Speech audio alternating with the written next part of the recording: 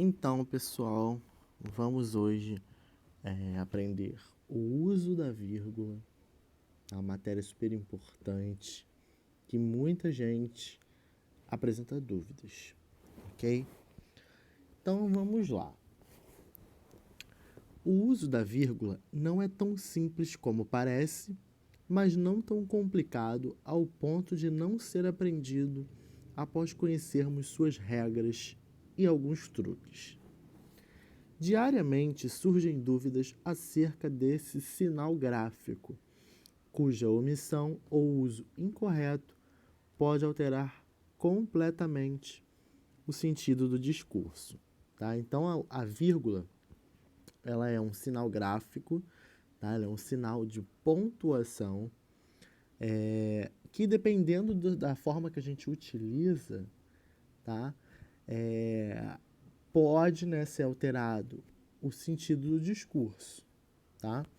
Nós vamos ver aqui alguns exemplos. Vamos lá. Essa mãe nunca limpa a casa. Ou seja, essa vírgula mãe, isso aqui eu estou falando com a mãe. Isso aqui eu tenho um vocativo. Ou seja, eu estou chamando, eu estou falando com alguém, tá? Agora, sem vírgula. Essa mãe nunca limpa a casa. Eu estou falando de quem? Da mãe. Na primeira, eu falo com a mãe.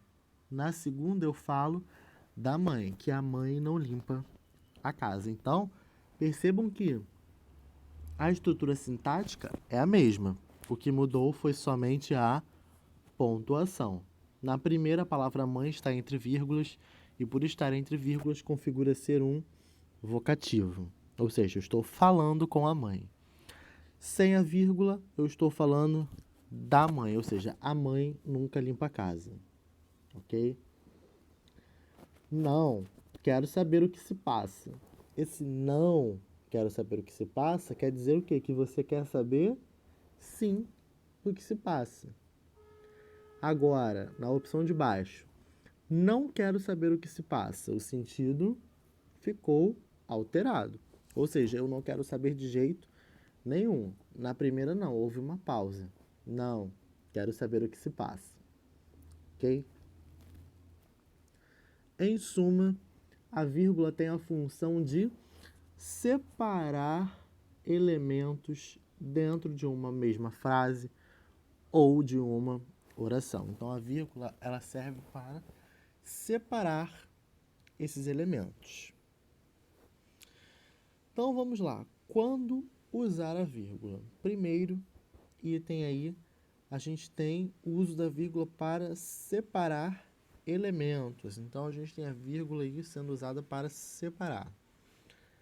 A vírgula serve para separar, dentro da mesma oração, elementos que têm a mesma função sintática e que, regra geral, não sejam ligados pelas conjunções e, nem e ou. Ok? Então, a vírgula ela vai servir para separar dentro da oração os elementos de mesma função, ou seja, os elementos que forem de funções idênticas, funções iguais, a vírgula vai separar, ok? Exemplo: objetivos, conteúdo, método e recursos didáticos compõem um plano. Ou seja, vamos lá. Se ele separa elementos de uma oração que apresentam a mesma função sintática, vamos achar a função sintática disso tudo aqui. Então, vamos lá. Primeira coisa, eu acho quem? O verbo. Quem é o verbo? Compõe. Quem é que compõe? Objetivos, conteúdo, método e recursos didáticos compõem. Quem compõe, compõe alguma coisa. O que ele compôs? Um plano. Tem preposição? Não. Objeto direto. E meu verbo é transitivo direto. Então, vamos lá. Se eu já tenho verbo transitivo direto, tem objeto direto, o que isso aqui vai ser? Sujeito. Então, a vírgula ela foi utilizada para separar elementos de mesma função. Todos eles são sujeito. Então, esse é o motivo do uso da vírgula, tá? Então, a primeira dica ali é: se você estiver listando várias coisas, vai precisar usar vírgula. Aqui ele listou quais são os itens que compõem o plano. Então, se eu faço essa citação, se eu cito, se eu listo, eu estou trabalhando ali com a enumeração, então eu tenho que usar a vírgula, ok? Vírgula dentro do vocativo. Relembrando aqui o que eu já falei ali em cima para vocês, o vocativo é o termo que indica um chamamento, uma invocação de alguém. Então, exemplo: Ana, atenda a campainha. Ou seja, eu estou falando com quem? Com a Ana. Eu dirijo essa mensagem à Ana. E a vírgula ela é utilizada aqui porque a palavra Ana é um vocativo. Tudo bem? Então, o truque ali é: está chamando alguém, use vírgula depois. 3. Entre o aposto. Relembrando para vocês o que é o aposto. O aposto é o termo que explica. Então, o aposto vai ser aquele termo explicativo. Ele vai explicar o termo que vem antes dele. Então, vamos lá. João, professor do ensino médio, está de licença. Então, eu tenho aqui, ó, professor do ensino médio entre duas vírgulas. Esse professor do ensino médio não está explicando quem que é o João? Se eu estou explicando quem que é o João, esse termo que está aqui é o meu aposto. E a vírgula é utilizada justamente por isso, tá? Ele está isolando ali, na verdade, o aposto, tá? Por isso que ele colocou ali: frequentemente o aposto aparece entre vírgulas. Depende, tá? Alguns apostos não aparecem entre vírgulas, mas a grande maioria, sim. Ok? Então, o truque: introduziu uma explicação ou clarificação no meio da oração, use vírgula. Ou seja, se você explicar um termo anterior ou se você melhorar, você clarear esse sentido, use a vírgula. Ok? 4. Depois do advérbio sim e do advérbio não. A vírgula é usada após esses advérbios quando eles iniciam uma oração que atue como resposta. Então, eu vou utilizar o advérbio sim e o advérbio não seguidos de vírgula quando eu estiver em uma resposta, tá? Quando eles estiverem em uma resposta e quando eles topicalizarem, ou seja, quando eles estiverem lá na frente. Exemplo: sim, estamos satisfeitos com os resultados. Olha aqui.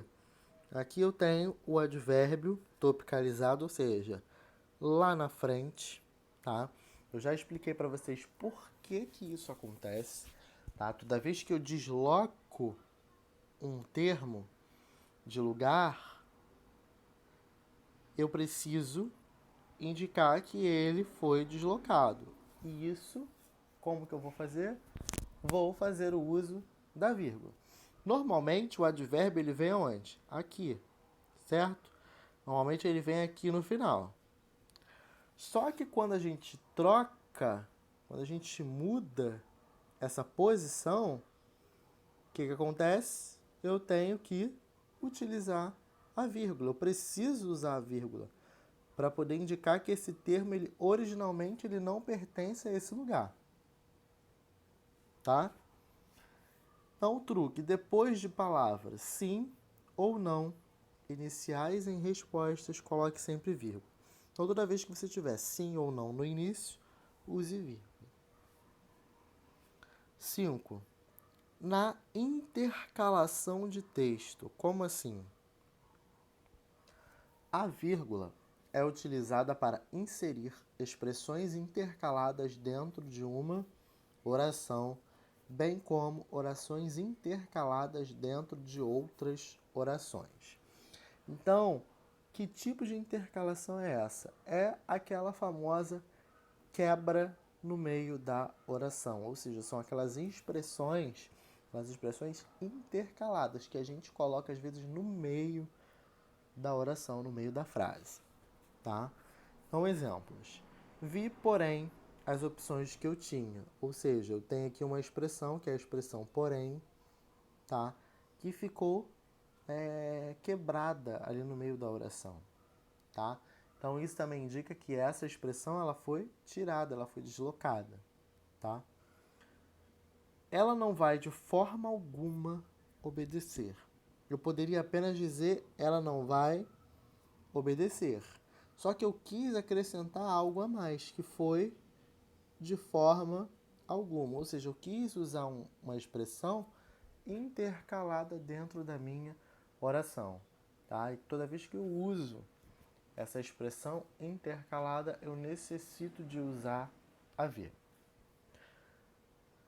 A atriz disse o público atuou com brilhantismo.